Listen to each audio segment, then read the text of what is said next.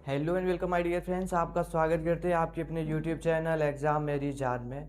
इस वीडियो में बात करूंगा UP para medical CAHET bachelor courses के लिए और मास्टर कोर्सेज के लिए स्टे राउंड काउंसलिंग से रिलेटेड। क्या स्टे राउंड काउंसलिंग होगा या नहीं होगा, और अगर होगा तो कब तक होगा, कितनी सीटों पर होगा, कौन पार्टिसिपेट कर पाएगा, ये तमाम चीज़ें इस पर्टिकुलर वीडियो में बताने वाला हूँ। लगातार से स्टूडेंट्स पूछ रहे थे स्टे राउंड काउंसलिंग से संबंधित, तो उसी टॉपिक पर वीडियो है, लास्ट तक देखिएगा। तो चलिए स्टार्ट कर लेते हैं। पहली चीज़, ये ABVMU की ऑफिशियल वेबसाइट है। इधर पे आओ, नीचे वाले ऑप्शन पर क्लिक करो। यहाँ पर आप देखेंगे, एक बार पेज को मैं रिफ्रेश कर देता हूँ। पेज को मैंने रिफ्रेश किया तो दिख रहा होगा CAHET बैचलर कोर्सेज के लिए और मास्टर कोर्सेज के लिए। आपका सीट अलॉटमेंट रिजल्ट 12 अगस्त को आया। 12 अगस्त से 18 अगस्त तक में सभी लोगों ने डॉक्यूमेंट वेरिफिकेशन कराया होगा कॉलेज में पहुंच करके, और जो कोर्सेज है उसको। तो दो ऑप्शन आए थे, एक्सेप्ट का और डिक्लाइन का। तो मैंने बोला था कि प्रॉपर सीट मैट्रिक्स का डाटा आएगा, मतलब कितनी सीटें अभी में वैकेंट है मॉपअप काउंसलिंग के बाद, उस पर उसको देख करके अभी BMU डिसाइड करती है कि हमको आगे स्टे काउंसलिंग करवाना है या फिर नहीं करवाना है। तो दोस्तों काफ़ी सीटें बची हुई है, गवर्नमेंट सेक्टर की सीटें नहीं बची है, प्राइवेट में काफ़ी सीटें बची हुई है, जिसके चलते स्टे राउंड काउंसलिंग होना है। तो आखिर में इसमें पार्टिसिपेट कौन करेगा, चलिए थोड़ा सा आगे आगे कहीं जाने का कोई मतलब ही नहीं है,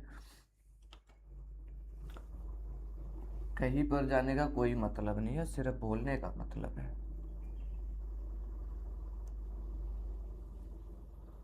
तो दोस्तों स्टे राउंड काउंसलिंग में पार्टिसिपेट कौन करेगा?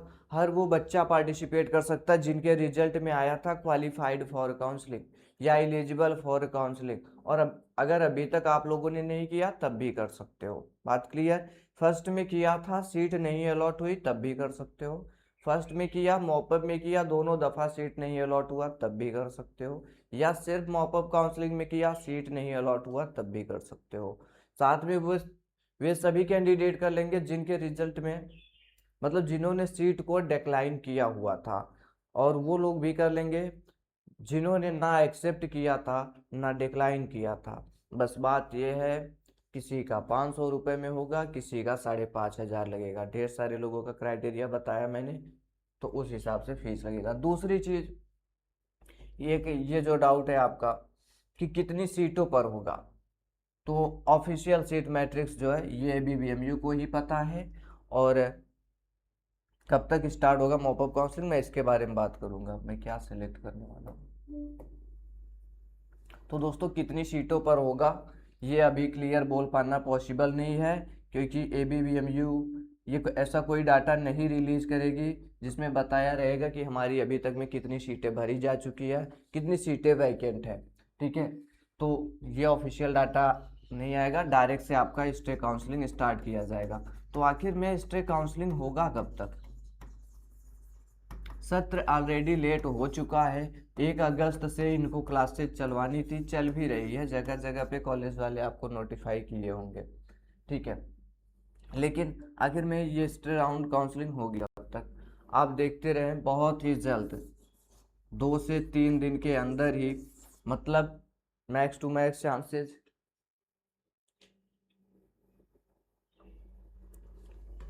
इसी हफ्ते में आपका देखेंगे कोई नोटिफिकेशन स्टे काउंसलिंग से रिलेटेड जारी किया जाएगा। इसमें बहुत ज़्यादा दिन रजिस्ट्रेशन काउंसलिंग ये सब नहीं होता है, फिर जो भी वैकेंट सीट होगा उस पर एडमिशन हो जाए। मतलब क्या है, सितंबर के पहले हफ्ते तक में सब कुछ निपट जाए, ये इनकी प्लानिंग होगी। 1 से 7 सितंबर के बीच में। सत्र ऑलरेडी लेट हो रहा है और लेट ना होने पाए। ठीक है, अभी दोस्तों इस पर कोई ऑफिशियल डाटा नहीं आया है, लेकिन मान के चले स्टे काउंसलिंग होगा। क्योंकि मैं आपको इसलिए ये बता रहा हूँ, हर बार ऐसा होता है, ढेर सारे लोग इसमें एडमिशन लेना चाहते हैं। अभी क्या प्रॉब्लम है आपको पता है? जिनको सीट मिल रही है वो बोल रहे हैं कि हम फीस नहीं अफोर्ड कर सकते, फीस नहीं दे पाएंगे।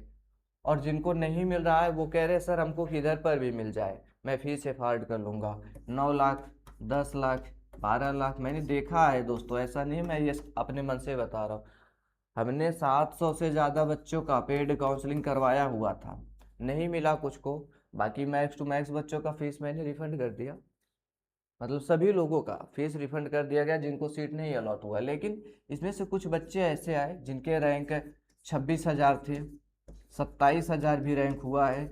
ये बोल रहे थे सर मुझको कैसे भी करके सीट दिला दो। कोई एक कोर्स अपना बताते थे, बीपीटी का बताते थे या बीएमएलएस का बताते थे, ऐसे ही बताते थे और बोलते थे सर कोई ये कोर्स मुझे दिला दो, इसमें से फीस जो भी रहेगा मैं अफोर्ड कर लूँगा। लेकिन हुआ क्या, बीपीटी की कट ऑफ तो यहाँ तक गई ही नहीं 26,000 तक। वो लास्ट कट ऑफ जो थी वो 19,000 रैंक पर बीपीटी अलॉट किया गया। ये प्राइवेट की बात कर रहा हूँ।